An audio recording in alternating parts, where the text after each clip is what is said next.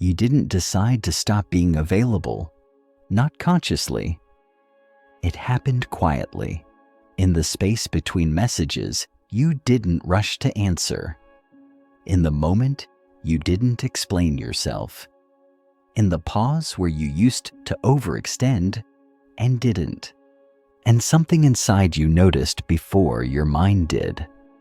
A strange stillness, a faint pressure in your chest. Not peace. Something sharper. Because when you stop being available, the world doesn't respond the way you expect. It shifts. People hesitate. Energy changes. Silences get heavier. And suddenly, you feel watched in a way you didn't before. Not because you did something wrong, but because something about you stopped leaking outward. You didn't announce it. You didn't set boundaries out loud. You just stopped reaching. And that's when it begins. Most people think availability is kindness. But what they don't see is how often it's a quiet form of self-erasure. You learned early that being needed kept you safe. That being responsive made you valuable. That staying open, always available, meant you wouldn't be left. You didn't think this was a pattern. You thought it was just who you were. But something in you was always paying attention. Every time your energy was taken without being noticed. Every time your presence became expected instead of appreciated. Every time you made space for others while shrinking yourself just enough to fit. You didn't notice it at the time, but your body did.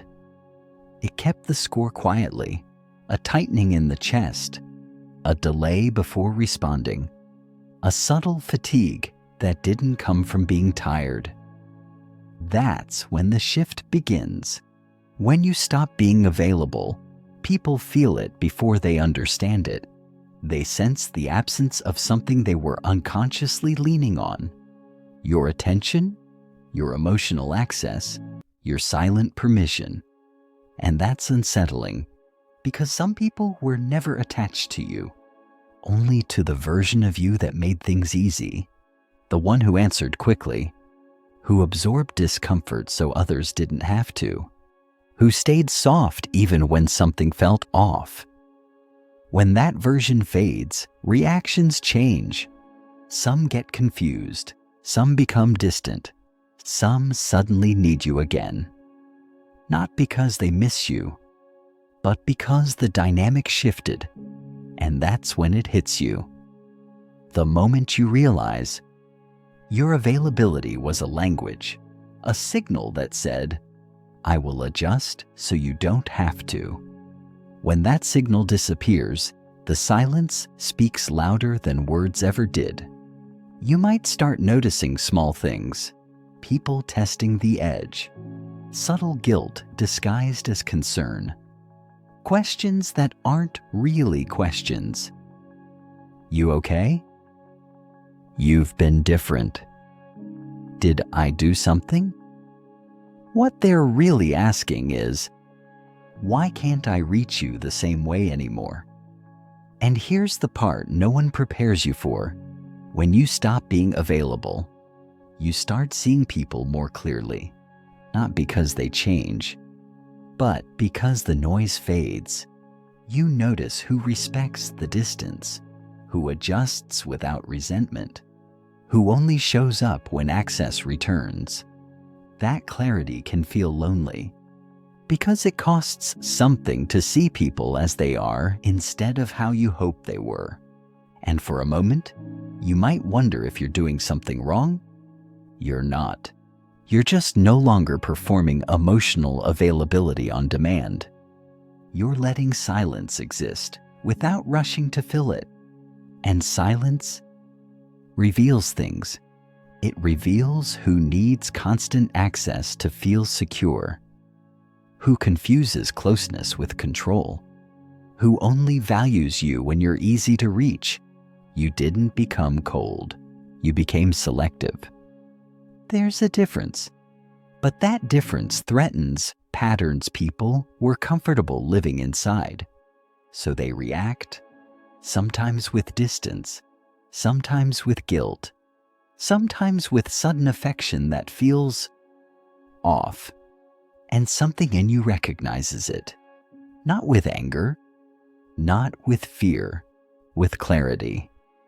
A quiet understanding that says, this isn't about me disappearing. It's about me no longer shrinking. Most people never experience this moment. They stay reachable, predictable, emotionally available on demand, but you didn't. You paused, and in that pause, something real surfaced. You might not have words for it yet. That's okay. Your body already understands the tension in your chest when someone oversteps, the calm that follows when you don't explain yourself, the strange peace in letting someone misunderstand you. That peace is unfamiliar because it costs something approval, and approval used to feel like safety. But now, something else does. And that's when the shift becomes irreversible. Because once you feel the difference between being needed and being chosen, once you notice how quiet it gets when you stop performing, you can't unsee it. You can return to being available. You can answer faster. You can soften your edges again. But something in you will remember. And it will ask a question you can't unhear.